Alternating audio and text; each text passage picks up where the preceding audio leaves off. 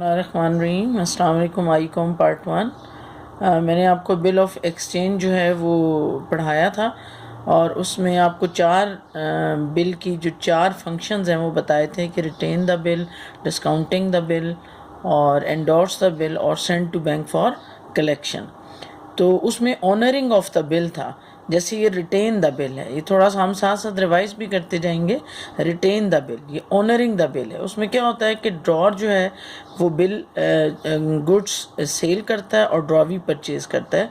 तो हम ये एंट्री डालते हैं। बी यहाँ पर हमारे पास जो है वो ड्रॉवी है और ए जो है वो हमारे पास ड्रॉर है। ये बी ड्रॉवी है। तो हम एंट्री डालते हैं B account to sale account, यहाँ पहले पढ़ चुके हैं, और purchase account to A account, ये ड्रॉवी की बुक में एंट्री डलेगी। उसके बाद बिल उसी डेट के ऊपर जो है वो बिल लिखा जाएगा। Bill receivable account to B account और ड्रॉवी एंट्री डालेगा A account to bill payable account, A account to bill payable account. और जब ड्यू डेट आएगी तो वो पेमेंट कर देगा, और वो ये पेमेंट कर देगा इसलिए कैश क्रेडिट में डालेगा, और ये पेमेंट वसूल करेगा इसलिए कैश डेबिट में डालेगा। Cash account to bill receivable account, और ये लिखेगा बिल पेज की लायबिलिटी डिक्रीज हो रही है, डेबिट में चली जाएगी, bill payable account to cash account. लेकिन एक और सूरत भी हमारे साथ पेश आ सकती है, और वो सूरत क्या है कि जो ड्रॉवी है ये तो वो ड्रॉवी है जो ड्यू डेट पर पेमेंट कर देता है। लेकिन this may be possible that drawee is not able to pay the amount on the due date, बल्कि वो ड्यू डेट गुजर जाने के बाद भी इन्फॉर्म नहीं करता। जब इन्फॉर्म नहीं करता तो हम उसे कहते हैं कि बिल जो है वो डिसओन हो गया।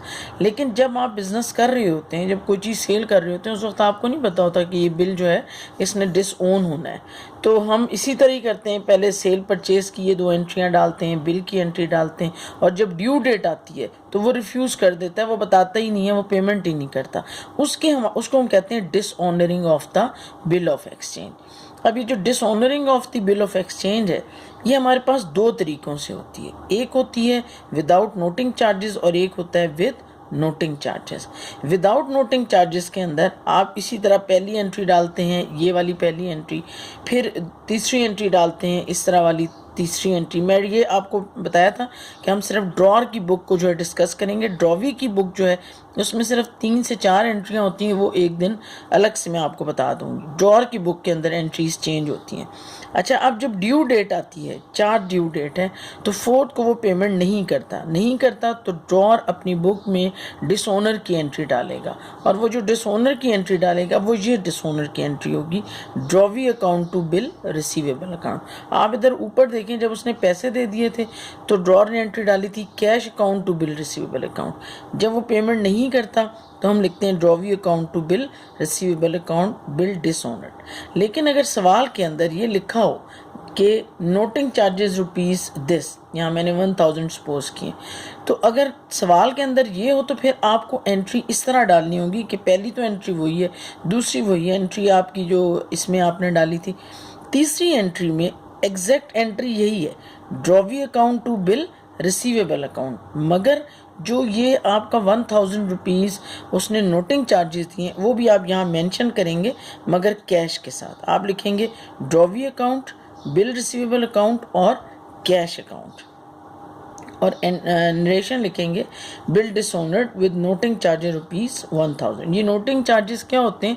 जब ड्रॉर जो है वो नोटरी पब्लिक के पास, जब ड्रॉवी पेमेंट नहीं करता तो वो नोटरी पब्लिक के पास जाता है और उनसे उनकी खिदमात लेता है। उन खिदमात के जो वो सर्विसेज रेंडर्ड करते हैं नोटरी पब्लिक, वो उसकी कोई फ़ीस वसूल करते हैं, उस फीस को हम क्या कहते हैं? Noting charges.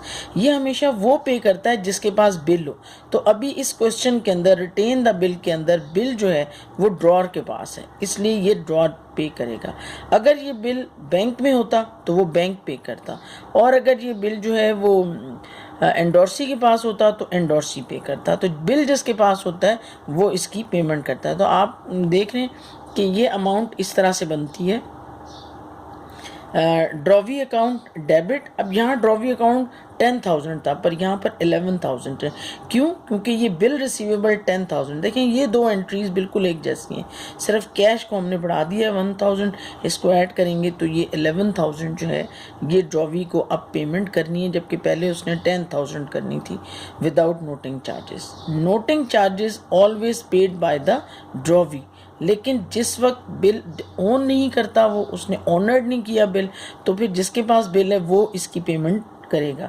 जैसे यहाँ पर रिटेन द बिल के अंदर कौन पेमेंट करेगा? ड्रॉर करेगा। So this is all about the retain the bill, dishonouring of the bill of exchange with noting charges and without noting charges. आप इसको देखें, अगर कोई प्रॉब्लम हो तो काइंडली ज़रूर मुझसे डिस्कस करें। Thank you.